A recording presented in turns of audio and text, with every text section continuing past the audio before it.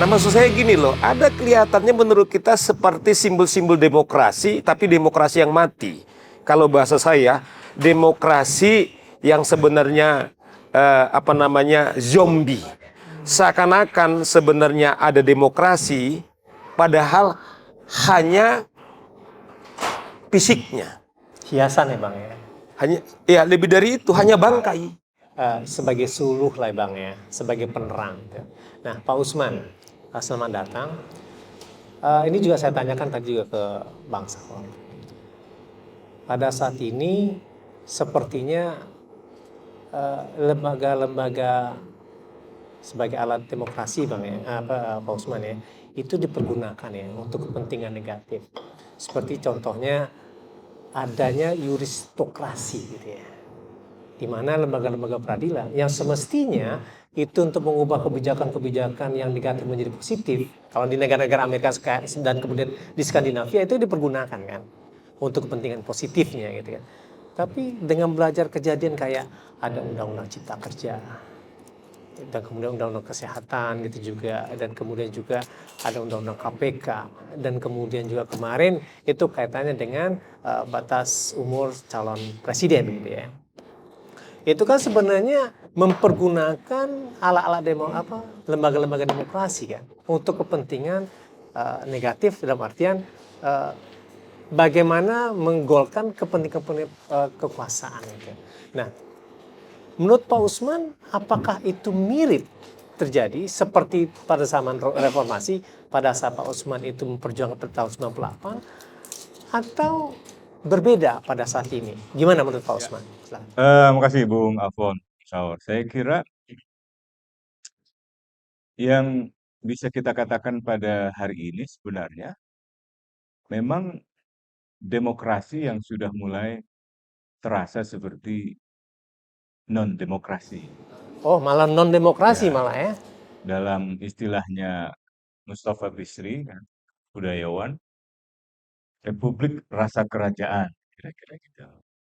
Nah, demokrasi rasa non-demokrasi, gitu. Dalam pengertian begini,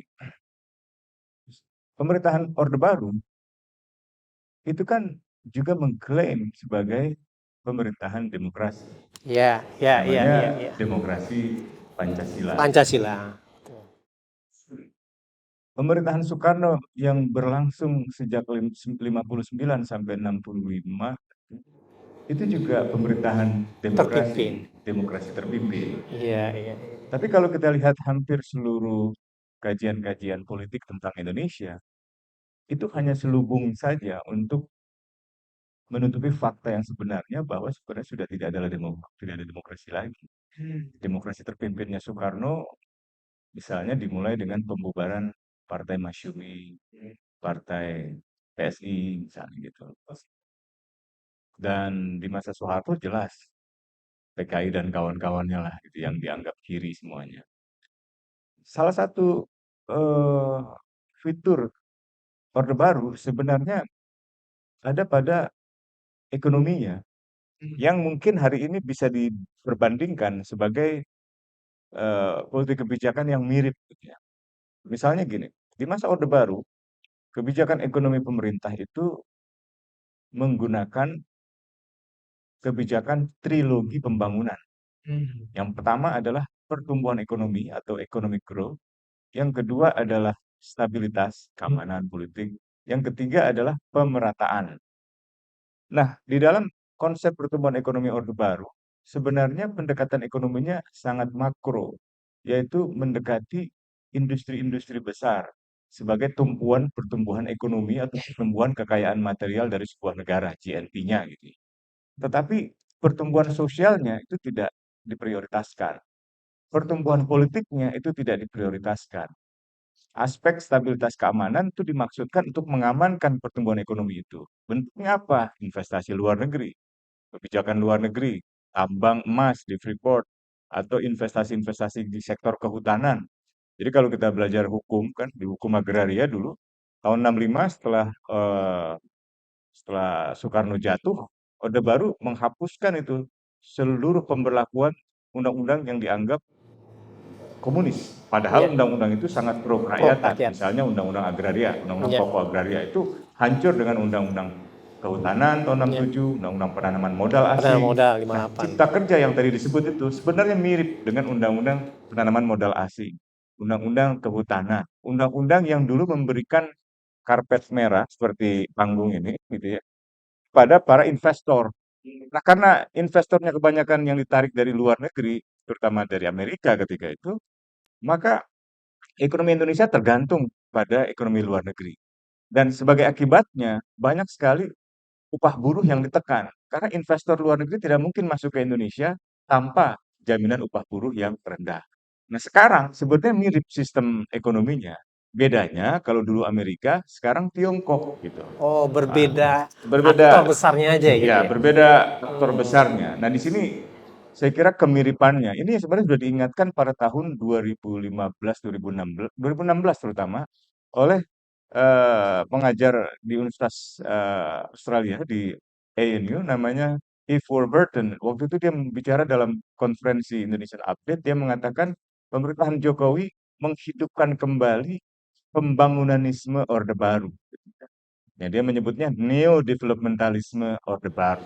Apakah tiga syarat tadi diperlakukan juga dengan pendekatan Rosto kan? Tadi itu kan Nah, tabungan, betul. pemerataan. Itu yang sekarang itu dianggap berlaku dan mirip seperti Orde Baru. Jadi agenda-agenda investasi luar negeri itu diamankan dengan program stabilitas politik keamanan. Jadi kalau masyarakat Rempang menolak, ya diamankan dengan pendekatan keamanan, direpresi. Kalau masyarakat Papua menolak, diamankan dengan pendekatan keamanan. Halmahera kalau menolak juga begitu. Misalnya Morowali di Sulawesi juga seperti itu. Nah, ini yang sebenarnya terjadi. Nah, kelemahan pendekatan ekonomi seperti itu adalah yang eh, eh, yang kaya makin kaya, yang miskin makin miskin. Yang kaya dalam arti memiliki akses pada tambang, pada investasi luar negeri, akan tetap menikmati kekayaan yang berlebihan. Ya, misalnya orang-orang yang menikmati bisnis baterai, bisnis mobil listrik, bisnis motor listrik gitu kan, kepala staf, presiden atau Menko Marves misalnya, kan dia akan kaya. Karena dia memberikan subsidi di tingkat regulasi, tapi pada saat yang sama dia adalah pelaku bisnis di sektor implementasi gitu. Nah, sementara yang miskin ya miskin. Tersingkir dia. Orang yang punya tanah adat di Papua ya tersingkir. Orang yang punya tanah adat di Morowali, Halmahera ya tersingkir. Masyarakat adat Melayu di misalnya di Batam, di Kepulauan Riau juga tersingkir gitu. Nah, untungnya mereka melawan. Nah, perlawanan mereka inilah yang akhirnya bisa dibilang menjadi semacam penahan dari laju mundur menuju Orde Baru gitu. Di tingkat negara, laju mundur menuju Orde Barunya terasa sekali. Termasuk dengan yang terakhir tadi, misalnya penggunaan aparat hukum atau aparat keamanan. Ini ditulis oleh Thomas eh, Power. Dia menulis tentang executive aggrandizement. Jadi penebalan atau penggelembungan kekuasaan eksekutif dengan melemahkan lembaga-lembaga checks and balance. Lembaga-lembaga yang seharusnya membangun akuntabilitas. KPK misalnya dilemahkan dan kepolisian, kejaksaan diperkuat pun untuk semacam senjata menghadapi oposisi kata dia gitu. Baik itu oposisi partai maupun oposisi non partai. Baik oposisi di dalam negara terhadap pemerintah maupun oposisi terhadap negara seperti HTI misalnya gitu atau OPM misalnya di Papua. Itu kan berbeda ya. Mereka bukan melawan pemerintah tapi melawan negara misalnya. Nah, itu dalam catatan dia banyak sekali direpresi dan model represinya itu adalah dengan apa yang disebutnya sebagai weaponization of law enforcement. Jadi badan penegak hukum digunakan sebagai senjata. Bahkan dia juga menyinggung sampai ke level penggunaan kejaksaan sebagai instrumen untuk mengendalikan oposisi. Jadi banyak oposisi-oposisi misalnya partai atau oposisi politik yang dikendalikan lewat proses hukum, diancam proses hukum. Oh begitu ya? Itu sampai sekarang terjadi. Dalam kasus Golkar yang terakhir, saya kira Ketua Umum Partai Golkar setelah digrill di Kejaksaan Agung gitu ya. Nah, akhirnya kemudian mendukung Jokowi dan setelah mendukung Jokowi, perkara hukumnya hilang gitu. Dan Itu bergabung gitu maksudnya ya gitu. itu kata Thomas Paul ya. Kalau Itu kalau kata kata Thomas Usman Paul. ya Usman bilang setuju gitu. Jadi ada banyak sebenarnya. Nah, kalau kita mau uraikan lebih sistematis, sebenarnya secara sederhana ada 3 unsur penting dalam sebuah negara untuk bisa disebut sebagai negara demokrasi. Yang pertama, apakah ada ruang publik untuk mengkritik, untuk protes? Yang kedua, apakah ada oposisi di parlemen? Dan yang ketiga adalah apakah ada sistem pemilu yang berintegritas. Nah, 2-3 tahun lalu Profesor Edward Aspinall waktu bicara di acara Public Virtue, dia mengatakan dua yang pertama untuk Indonesia itu sudah mengalami kerusakan, kemunduran. Tapi yang ketiga belum. Jadi ruang publiknya sudah menyempit, posisi parlemennya sudah tidak ada, tinggal yang ketiga sistem pemilu. Karena pemilu masih berlangsung secara damai, secara baik, Indonesia masih layak disebut sebagai negara demokrasi. Tapi kalau ini hilang, nah itu yang akan sulit. Nah sekarang, nah, setahun Saya terakhir mau ini, tanya itu justru sebenarnya. yang ini, yang ketiga ini lagi rusak gitu kan. Sistem integritas pemilunya, KPU-nya diragukan. Panitia seleksi KPU-nya dianggap terlalu pro Jokowi, misalnya gitu. Hasil pemilihannya dianggap kurang kredibel. Belum lagi skandal intimidasi komisioner pusat ke komisioner daerah. Sampai ke soal Mahkamah Konstitusi. Mahkamah Konstitusi kan wasitnya pemilu. Bahkan sekarang diragukan gitu. Nah, jadi saya kira kita sedang menuju ke arah sana gitu. Saya tidak mau mengatakan sekarang kita sudah ada di Orde Baru, tapi memang rasa itu terasa gitu. Kalau maksudnya kalau mengambil judul ini ya tidak keliru kalau ada judul seperti ini gitu. Besok malam juga ada di Kompas TV itu dengan judul yang mirip gitu. Oh masa? Demokrasi kembali seperti Orde Baru atau apalah gitu ya. Oh gitu, iya iya. Jangan-jangan, ah? Ya Megawati yang ngomong. Saya kira dia benar. Iya iya iya Dia iya. benar. Iya, iya. Benar. Nah, tapi gini Pak Usman, itu kita tadi 3 syarat gitu kan. Ruang partisipasi itu ada gitu kan. Tapi sekarang kan tuh perkecil bahkan tuh hilang gitu kan. Itu terbukti pada saat adanya undang-undang Ciptaker kan. Untuk membahasnya itu sembunyi-sembunyi mereka kan begitu kan, dari satu hotel ke hotel yang lain gitu. Nah, makanya di situ kan meaningful participation tuh harus yang paling penting gitu kan.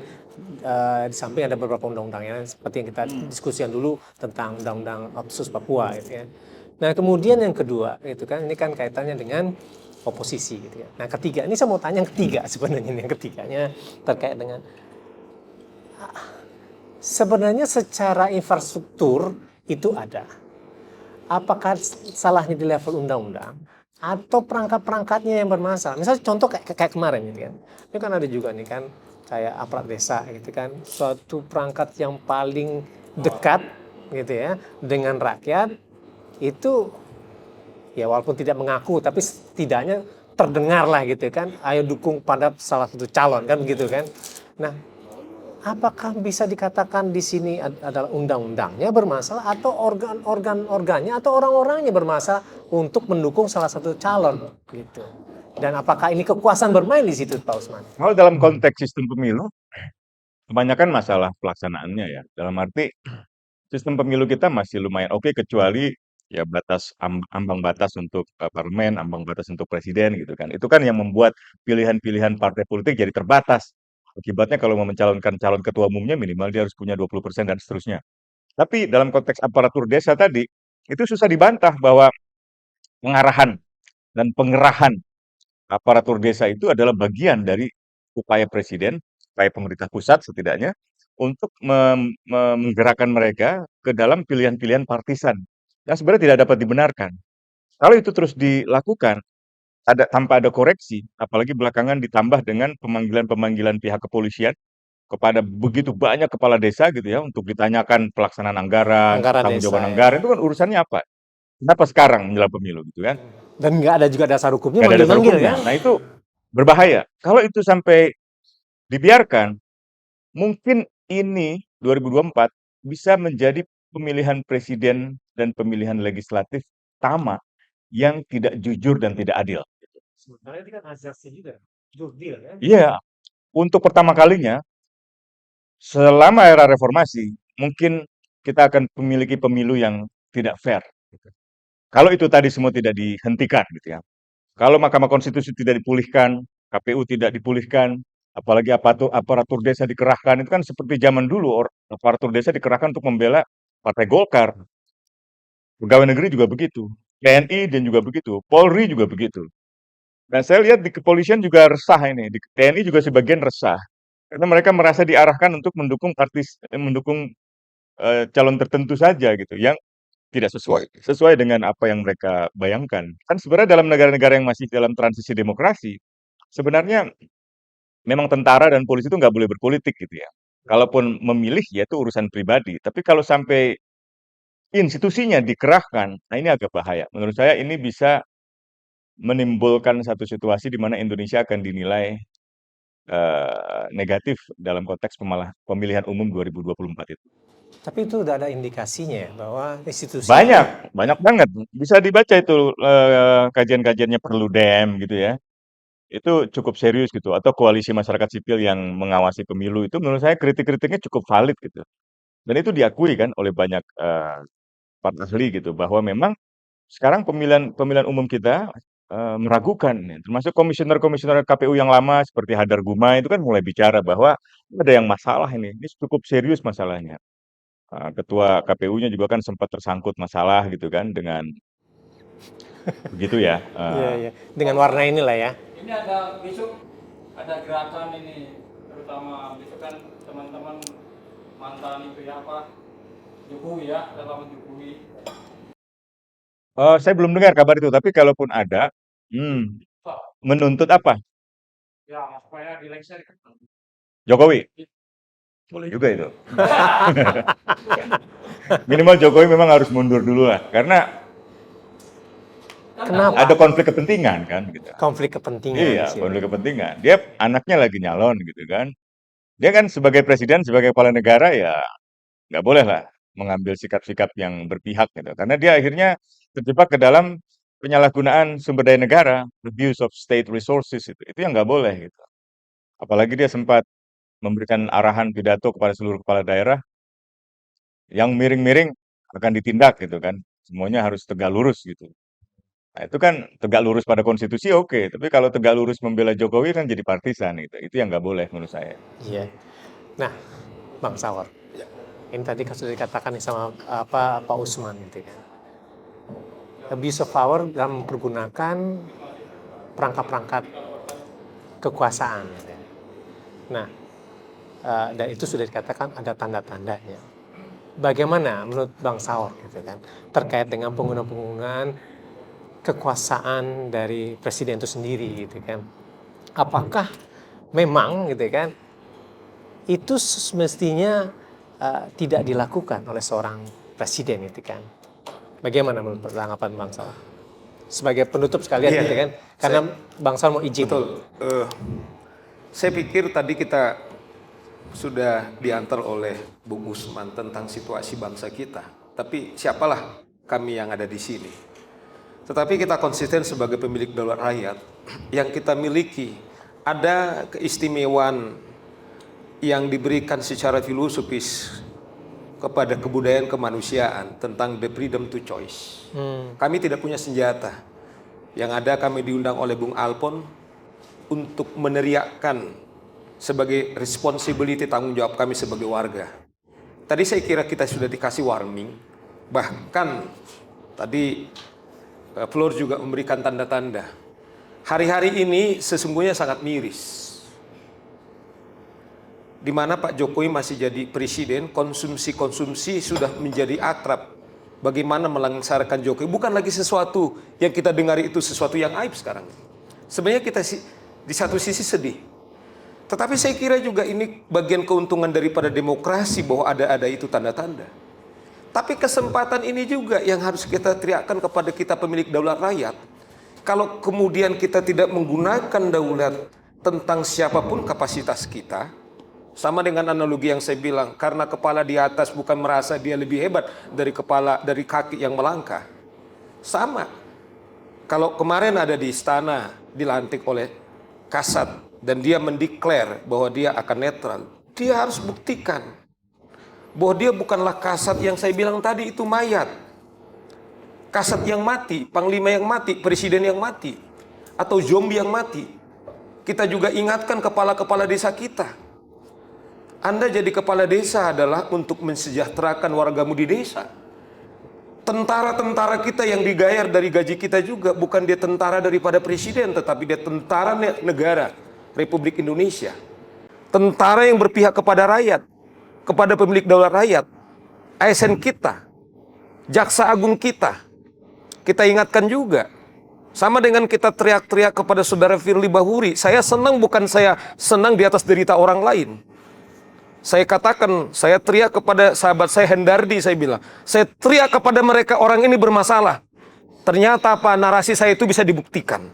Dan harus kita kawal terus. Nah, melalui podcast, saya tidak tahu berapa nilainya, tetapi inilah yang paling minimal kalau sebagai pertanggungjawaban saya yang kita teriakkan supaya apa yang tadi dibilang oleh rekan Usman tentang peran tentara kita, jangan Anda gaidaikan tentara yang pada Orde Baru, kemudian salah satu agenda reformasi menghilangkan duit fungsi daripada ABRI, kemudian Anda gadaikan lagi dalam hitungan beberapa bulan kemudian. Tetapi jadilah tentara yang keluar dari rakyat, jadilah polisi yang kita bilang berpihak bukan kepada kekuasaan, tetapi apa? Menegakkan hukum keadilan dan melayani masyarakat, mengayomi masyarakat. Tidak ada lebih dari itu, tidak ada melayani presiden, melindungi kepentingan presiden, tetapi Anda dibayar, kami harus rela, kemudian kami harus berjuang untuk membayar Anda, tetapi untuk melakukan mandat yang diberikan kepada kita. Saya kira itu hari-hari yang tersisa ini. Sehingga kalaupun kita bilang sudah dikasih warning bahwa kemungkinan ada pemilihan yang terjelek pada saat ini, tetapi kembali itu di tangan kita semua. Doni, Anda, saya, dengan cara apa itu yang saya bilang? Doni ada 10.000 di Tebet. Coba virus Tebet ini datang ke tetangga, mungkin Menteng sudah ada lah. Tetapi yang di sebelah, di sana di Setiabudi, dalam hari-hari ini, saya kira itu juga yang masih ada, yang terakhir yang kita bilang, the freedom to choice yang kita miliki.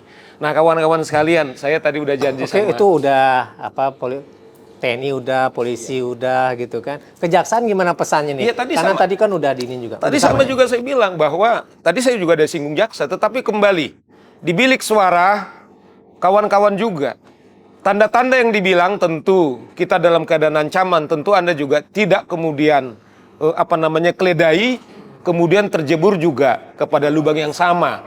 Saya kira siapa yang calon yang masih konsisten penegakan hukum, kemudian anti korupsi dan dia terbuka dan lihat jejak rekamnya, saya pikir itulah tanggung jawab kita. Itu paling tidak yang bisa saya rakan, Bung Alfon. Jadi saya minta maaf. Oke, terima kasih atas kesempatannya. Atas ininya. Ya. Oke, terima saya kasih, lanjut kepada Usman. Thank you. Nah, gini, Pak Usman. Tadi kan sudah dibilangin ya bahwa sepertinya gitu, bukan sepertinya lagi, tapi sudah ada tanda-tandanya gitu kan. Aparat penghukum itu mencoba ikut ke dalam gitu kan. Saya contoh tadi memanggil aparat desa gitu kan terkait dengan penggunaan dana desa gitu kan, yang sebenarnya juga menjadi pertanyaan gitu kan. Apakah memang mempunyai kewenangan untuk menanyakan gitu. Kan kaitannya ini kan lebih kepada pelaporan kepada Irjen. Tapi ini menanyakan itu yang nggak tahu sebenarnya motifnya apa gitu kan. Nah, dan kemudian juga ada beberapa juga saya baca surat gitu kan bahwa ada juga penggunaan dana-dana dari pendamping-pendamping desa. Tadi kan ini kepala desanya nih. Kalau misal kepala desa tuh pucuknya kepada Kemendagri. Sementara kalau semisalnya untuk pendamping desa itu kan ada di Kemendes PDT gitu. Nah, tapi kata kuncinya adalah di sini ada perangkat di desa dan pendamping di desa itu menjadi menjadi alat gitu ya untuk kepentingan pemilu gitu. Nah, apakah ini memang menjadi mencederai dari demokrasi atau gimana dalam konteks pemilu nih kan? Dari 3 ciri tadi gitu kan, 2 udah bermasalah nih. Sekarang nih pemilu nih kita mau ngomong gitu kan, agar demokrasi kita itu tetap terjaga. Gimana menurut Pak Usman? Ya, jadi pengerahan aparatur desa, termasuk tekanan kepada mereka kalau ada, itu tidak dapat dibenarkan karena dia bisa merusak integritas pemilu. Bagaimanapun di dalam sebuah proses demokrasi itu aparatur negara dia harus netral, nggak boleh berpihak kepada pasangan manapun. Nah, tetapi kan indikasinya justru sebaliknya sekarang. Dan indikasi semacam ini sebenarnya sudah dideteksi gitu, oleh beberapa sarjana yang tadi saya sebutkan. Salah satunya adalah Thomas Power itu tadi, yang dia sebut sebagai weaponization of law enforcement untuk taming political opposition atau untuk mendapatkan tujuan-tujuan dukungan politik kepada pemerintah yang berkuasa gitu.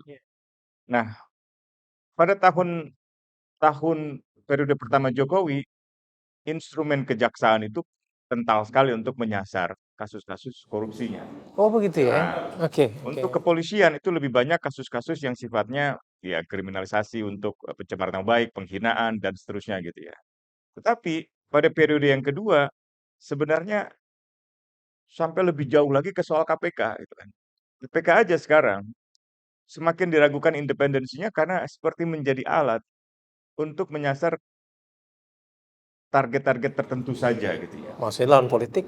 Target politik tentu saja gitu ya. Orang-orang partai politik tertentu diincar misalnya gitu ya. Katakanlah sekarang Nasdem gitu ya, karena dianggap menyimpang, membelok dari Jokowi atau Jokowi yang membelok dari kesepakatan bersama, saya kurang tahu ya. Tapi intinya hukum di situ ditegakkan bukan lagi untuk proses keadilan, melainkan untuk penundukan seseorang atau kelompok orang atau partai tertentu misalnya atau pimpinan kepala daerah tertentu untuk mendukung pemerintah yang sedang berkuasa. Itu yang sebenarnya nggak boleh gitu. Nah, ini yang juga terjadi dan dialami oleh Mahkamah Konstitusi. Sehingga putusannya tidak membawa semacam kepuasan buat masyarakat. Masyarakat langsung menuding ini menguntungkan penguasa, menguntungkan pemerintah yang berkuasa. Karena itu sudah dipercaya. Nah, bayangkan kalau ke depan hasil pemilunya tidak diterima oleh salah satu pasangan calon, entah pasangan satu, dua, tiga gitu ya. Tiba-tiba dibawa ke MK, hasilnya misalnya tidak dipercaya, yang terjadi pasti chaos. Pasti ada benturan-benturan sosial. Nah, pemilu itu kan sebenarnya diciptakan untuk menjadi sarana mengelola konflik-konflik politik, entah itu ideologis atau berbasis yang lainnya gitu ya. Tapi kalau pemilu tidak lagi bisa menjadi sarana untuk memproduktifkan konflik tanpa kekerasan, orang kan kembali kekerasan. Ini yang ditulis sama Jack Snyder dalam bukunya From the Ballots to the Bullets. Gitu. Jadi dari kotak suara ke kotak peluru itu. Nah ini yang harus kita antisipasi gitu. Ini yang sebenarnya banyak dikhawatirkan. Apalagi sekarang kecenderungannya semakin terasa bahwa pemerintahan Jokowi seperti tidak mendengar aspirasi masyarakat, aspirasi tokoh-tokoh, guru besar, para aktivis, para peneliti gitu ya, yang sudah menyampaikan, Pak, ini nggak bisa begini, Pak. Nggak boleh begitu kan, menyalahi konstitusi, mengakali konstitusi dengan dari mulai keinginan untuk memperpanjang periode 3 jabatan, merubah konstitusi untuk menghapuskan pemilihan umum langsung, atau misalnya menunda pemilu. Itu hal-hal yang saya kira bisa membuka ruang penyalahgunaan kekuasaan. Nah sekarang Jokowi tampaknya tidak lagi ke arah sana, melainkan oke, pemilu tidak akan ditunda, oke, saya tidak akan 3 periode, gitu ya. Oke, pemilihan langsung tetap akan dilangsungkan, tapi saya akan memenangkan anak saya, kan gitu jadi. Jadi dia seperti seperti yang dikatakan beberapa tokoh bahwa Jokowi seperti sudah bersiap untuk tidak populer di tahun terakhir pemerintahannya ini. Dia yakin bahwa tindakan-tindakan tidak populer apapun yang dia lakukan tidak akan menurunkan kepuasan publik pada dia, approval ratingnya itu. Karena survei-survei terus menunjukkan tinggi gitu kan. 80% kalau nggak Dan salah. yang kedua, tampaknya dia juga bersiap untuk semacam akhir pemerintahan yang tidak mulus gitu atau hard landing itu. Karena itulah kelihatan sekali dia menyiapkan kekuatan politik gitu ya, termasuk kekuatan di tingkat angkatan bersenjata dengan terakhir ini kan Kasat, orang Baru dekat ya. gitu kan, orang di TNI juga paham kok, prajurit-prajurit di tingkat bawah itu mereka paham. Kalau saya bukan anaknya Pak Luhut nggak mungkin, atau kalau saya bukan menantunya Pak Luhut nggak mungkin saya akan mendapatkan posisi seperti itu gitu ya. Nah ini Sebenarnya praktek-praktek seperti ini yang harus dihindari supaya nggak menimbulkan kecemburuan di internal. Tapi bahayanya sebenarnya buat demokrasi ke depan adalah kalau tentara tidak netral. Nah, ini yang lebih berbahaya gitu. Apalagi kita semua tahu bahwa Jokowi sangat berkeinginan untuk memastikan seluruh proyek ekonominya itu tidak berhenti atau tidak ada yang melanjutkan gitu. Misalnya proyek Belt and Road dengan Kereta Tiongkok cepat. gitu ya, atau kereta cepat atau ibu kota Ya. negara yang baru, ibu kota Nusantara gitu kan. Itu seluruh proyek-proyek yang menurut saya banyak diragukan kan oleh para ahli gitu. Tapi ia sangat yakin bahwa itu harus diteruskan. Dia seperti yakin bahwa hanya saat inilah kesempatan Indonesia untuk secara ekonomi tumbuh dan berkembang gitu ya. Tapi di atas ongkos proses demokrasi yang tadi Bung Alfon sebut tidak ada meaningful participation. Undang-undang Cipta Kerja dibuat sangat cepat, dibuat di hari akhir pekan, dibuat di hotel-hotel, di malam-malam gitu ya, bukan di hari kerja, bukan di parlemen gitu kan. Begitu pula undang-undang yang lain, mineral dan batu bara, banyak skandal loh di batu bara itu, termasuk royalti yang bermasalah. Yang terakhir ini disebut oleh majalah oleh koran Financial Times tentang skandal batu bara yang terhubung ke India gitu. Itu banyak hal yang saya kira harusnya dibenahi gitu. Oligarki yang paling berkepentingan di sektor tambang, di sektor mineral itu semakin kaya, tapi royalti ke negara, pajak ke negara itu bermasalah. Ini yang akhirnya tidak menimbulkan pemerataan. Ada banyak lagi yang saya kira kalau disederhanakan nih, saya ingin uraikan demokrasi ini ya. Jadi sebenarnya selain 3 penyederhanaan ukuran demokrasi itu ada 6 yang bisa kita lihat sebagai tanda-tanda kemunduran demokrasi itu menuju Orde Baru gitu. Yang pertama, meningkatnya penggunaan alat-alat represi dan undang-undang represi, yaitu LBH banyak contoh lah ya. Yang kedua adalah menguatnya sentralisasi pemerintahan dari daerah ke tingkat pusat. Demokrasi itu kan demokratisasi, desentralisasi. Jadi otonomi daerah itu harusnya diperkuat. Apalagi untuk wilayah seperti Papua, itu diberikan kekhususan bahkan otonominya. Bukan sekedar otonomi daerah, tapi otonomi khusus gitu ya. Nah ini mundur. Ya, Bung Afon dan kawan-kawan waktu itu ikut judicial review undang-undang Cipta Kerja. Otsus yang Ya, revisi Otsus, yang ya. kedua. Itu kan Ya. mengembalikan wewenang-wewenang yang semula sudah diberikan kepada daerah, kepada Papua, ke tangan pusat. Pemekaran provinsi yang seharusnya atas persetujuan MRP sekarang bisa diterabas oleh Jakarta. Pengelolaan investasi di sana yang seharusnya minta persetujuan MRP juga bisa langsung diberikan oleh pemerintah pusat gitu ya, dan seterusnya gitu. Itu yang kedua. Jadi yang pertama adalah peningkatan alat-alat represi, hukum yang represi. Yang kedua adalah resentralisasi pemerintahan. Yang ketiga adalah menurunnya kualitas partai politik. Dalam banyak studi tentang kartelisasi partai, banyak sekali partai-partai politik yang hari ini tidak memiliki pengelolaan demokrasi yang baik di dalam internalnya. Sangat tergantung pada ketuanya, sangat elitis dalam pengelolaannya, kurang profesional, bukan korup gitu ya. Ada banyaklah penelitian Michael Buchler gitu ya, Fedi Hadis dan seterusnya, Markus Mitsner gitu, yang menjelaskan bahwa kehidupan partai kita ini harus dibenahi nih. Dan ini mungkin yang menyebabkan tidak adanya oposisi partai, oposisi parlemen, indikator kedua dari 3 indikator besar tadi gitu loh. Nah yang keempat sebenarnya masalahnya ada pada media.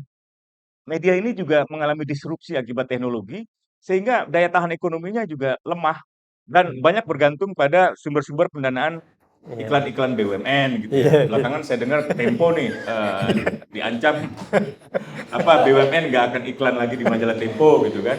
Metro TV belum lama saya dengar juga iklan-iklan BUMN kayaknya akan Kan udah dihentikan. menghadap, Hah? udah menghadap kan. Nah, di sisi lain media juga mengalami oligopoli kalau kata Ross Tapsell. Oligopoli itu oligarkisasi dan monopolisasi. Jadi 1-2 orang pengusaha memiliki 10 televisi. Ya Haritanu misalnya gitu. Dia punya 10 TV gitu ya kan, dia punya partai, dia punya usaha yang sangat raksasa. Jadi ada politisi, ada pebisnis merangkap satu jabatan yang sama gitu dan lain-lain gitu ya. Nah, yang kelima adalah melemahnya institusi-institusi akuntabilitas, KPK, MK dan seterusnya gitu. Dan yang terakhir polarisasi. Nah, polarisasi sosial ini lebih banyak digambarkan seolah-olah hanya datang dari masyarakat. Misalnya keterbelahan sosial agama gitu ya. Antara kadrun dengan apa sih? Saya lupa tuh. Kampret gitu ya. Tapi sekarang mungkin bisa berbeda polarisasinya. Yang pasti polarisasi itu saya yakini tidak datang dari bawah, justru biasanya datang dari atas. Jadi konflik-konflik tingkat elit ini bisa berimplikasi pada konflik di tingkat bawah. konflik-konflik antara Bu Mega misalnya, Pak Jokowi gitu ya, dan lain-lain itu bisa berkembang luas di bawah itu sampai ke mudah-mudahan sih nggak terjadi gitu. Tapi saya sangat khawatir kalau tidak ada semacam Ya, itu mengkhawatirkan sebenarnya. Itu kan ucapan-ucapan elit itu sebenarnya, ya pertanyaan apakah itu berekskalasi nantinya bisa itu. bereskalasi, terutama kalau aparat hukumnya tidak netral.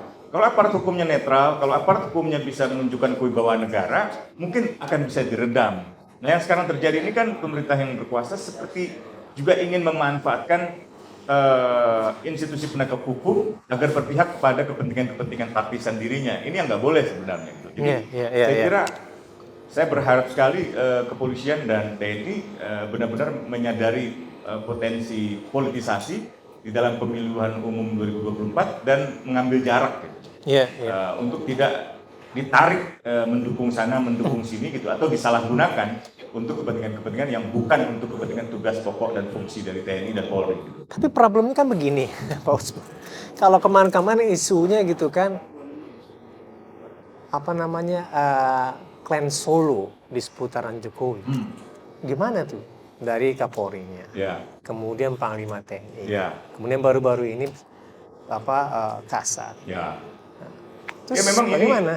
Bisa. Sebenarnya setiap presiden punya hak untuk memilih siapapun untuk menjadi Panglima, menjadi Kapolri secara prerogatif. Dan tentu saja seorang presiden memerlukan orang yang bisa dipercaya. Gitu ya. Sepakat. Di masa-masa sebelumnya gitu ya, masa Soekarno, ketika Soekarno dijatuhkan itu kan tentara juga nggak solid gitu ya. Di masa Gus Dur juga terasa sekali tentara dan polisi kan nggak solid gitu. Bahkan berapa kali terjadi konflik terbuka, khususnya di kepolisian. Dan sepanjang reformasi kelihatan sekali ada jenderal-jenderal yang berafiliasi ke elit sipil tertentu gitu ya. Elit sipil juga memiliki faksi-faksinya di dalam TNI dan di dalam Polri. Itu mewarnai seluruh konflik politik di masa-masa reformasi. Nah sekarang pun demikian gitu. Dalam kasusnya Pak Jokowi saya kira ya banyak mengandalkan angkatan 91 ya, Pak Listio 91 di polisi, kemudian Pak Agus 91 juga 91 di TNI. Nah ini kalau tidak kalau tidak memperhatikan misalnya aspek peraturan perundang-undangan, aspek akseptabilitas atau penerimaan mereka di tingkat internal, atau misalnya kelayakan karir gitu ya, sepanjang mereka berdinas gitu, itu akan menimbulkan masalah di dalam kepolisian, di dalam TNI gitu. Akan ada semacam kecemburuan juga gitu ya. Angkatan-angkatan tertentu seperti dilewati gitu kan. Di kepolisian waktu kasusnya Pak Tito saya kira cukup goncang itu di dalam kepolisian. Ada 4-5 angkatan itu terlampaui itu. Dari 86 atau 87 ya langsung 91 deh itu kan. Kalau dalam kepolisian bahkan sampai ke 94 itu, sampai ke Sambo gitu. Iya, 94. Sambo itu kan 94. 94. Masih sangat muda dan sudah memiliki pengaruh yang sangat besar sebagai kepala Satgas khusus, kepala Satgas Merah Putih gitu ya. Yang diberikan wewenang yang hampir tak terbatas itu di dalam urusan-urusan perkara yang dianggap khusus atas nama Merah Putih, atas nama negara, itu yang sempat saya tulis dalam lagu Sakomsa. Ya, sekaligus untuk untuk hari Jumat besok gitu ya. Hari Minggu tanggal 4 ya. Iya. Nah, jadi tadi kan udah ada beberapa hal ya yang dikatakan bahwa indikasi-indikasi adanya kemerosotan dari demokrasi ini sendiri gitu kan. Tapi yang jadi concern saya ini sebenarnya gimana ya, statement-statement dari elit gitu kan. Nah, itu akan berpengaruh kepada grassroots gitu. Nah, yang saya lebih khawatirkan lagi ketika aparat penegak hukum itu tidak mencegahnya gitu, tetapi malah cenderung gitu ya, berpihak seperti yang Pak Usman katakan tadi gitu.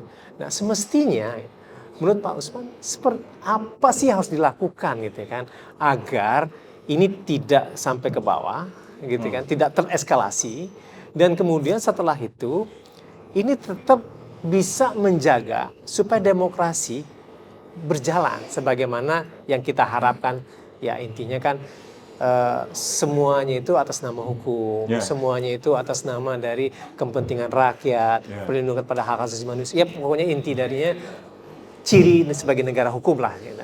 Gimana menurut Pak Usman tuh supaya ini tidak tereskalasi gitu kan? Yang paling penting ya, gimana tuh kira-kira Pak Usman? Yang paling penting itu kelembagaan penegak hukum jadi kepolisian di tingkat bawah misalnya. Kan belum lama ini ada benturan tuh ya, meskipun belum tentu terkait dengan politik. Misalnya di Jawa atau di Sulawesi dalam Yang Jawa itu, Tengah misalnya. ini ya. Iya. Oke. Itu kan kalau tidak ada peran dari aparat kepolisian untuk mencegah benturan atau melindungi masyarakat yang sebenarnya tidak ikut terlibat di dalam konflik itu bisa jadi masalah yang meluas gitu ya. Demikian pula dalam kasus yang Bali ketika ada pencopotan ya, spanduk APK. atau baliho-baliho PDIP misalnya. Itu kalau tidak ada aparat hukum yang bersikap netral itu bisa berbahaya gitu. Apalagi Bali punya sejarah kekerasan yang cukup serius di tahun 65 itu. Oh iya ya. Dalam tragedi 65, Iya, meski Jeffrey Robertson itu Iya, mencatat iya. setidaknya 500.000 orang dibunuh itu dalam kasus tragedi 65 itu. Dan itu sejarah yang kelam. Bukunya dia berjudul The Dark Side of the Paradise, sisi gelap dari surga. Nah itu berbahaya kalau tidak ada netralitas aparat kepolisian. Nah, tetapi tidak semua konflik harus diurusi oleh aparat penegak hukum. Biasanya ada tokoh-tokoh adat, tokoh-tokoh masyarakat gitu yang juga punya peran yang sangat penting. Ya. Nah, di dalam konteks pemolisian juga harus berbasis pemolisian masyarakat. Jadi tokoh-tokoh masyarakat yang memang didengar, tokoh-tokoh adat yang didengar, tokoh-tokoh agama yang didengar itu perlulah mengambil peran. Nah, saya lihat sudah mulai ada itu Alisa Wahid dan lain-lain menggagas semacam prakarsa untuk mendorong peran tokoh agama dalam menciptakan pemilu yang damai. Nah, itu dua peran yang menurut saya sangat penting. Kenapa? Karena kita punya tradisi kekerasan yang cukup tinggi di masa lalu, di masa Orde Baru, dan beberapa kali momen pemilu, termasuk pemilu 96, 97 gitu ya, menuju pemilu 97, itu juga terjadi banyak benturan kekerasan. Tahun 82, 87 itu juga ada beberapa peristiwa kekerasan, dan puncaknya saya kira 98. Itu banalitas kekerasan itu sangat terasa ya. Orang bisa berteori bahwa itu didesain, direkayasa oleh konflik-konflik elit politik gitu ya. Tetapi di depan kita, di depan kasat mata kita, jelas ada kultur kekerasan yang belum hilang di dalam masyarakat kita itu. Nah ini yang mungkin perlu perlu dua jalan tadi itu. Pertama, netralitas aparat penegak hukum, ya termasuk TNI saya kira, karena biasanya aparat hukum juga dalam kasus tertentu seringkali dipengaruhi baik negatif maupun secara positif oleh TNI gitu. Karena TNI masih ada di berbagai wilayah, masih membayangi setiap level lapisan pemerintahan gitu ya. Bahkan sampai terendah gitu, sampai ke desa. Sampai terendah, sampai tingkat babinsa gitu. Babinsa. Nah yang kedua adalah peran dari para tokoh masyarakat. Itu mungkin yang saya kira perlu diperkuat untuk menghadapi pemilu yang terpolarisasi. Sekarang tergantung kita. Kalau Anda mau mengatakan, oh nanti Gibran terpilih, itu kan suara rakyat. Masa kita mempersoalkan? Pertanyaannya benar nggak suara rakyat? Anda bisa jamin nggak bahwa suara itu dari kotak suara sampai ke PPK kecamatan, sampai ke tingkat KPU pusat benar-benar masih asli?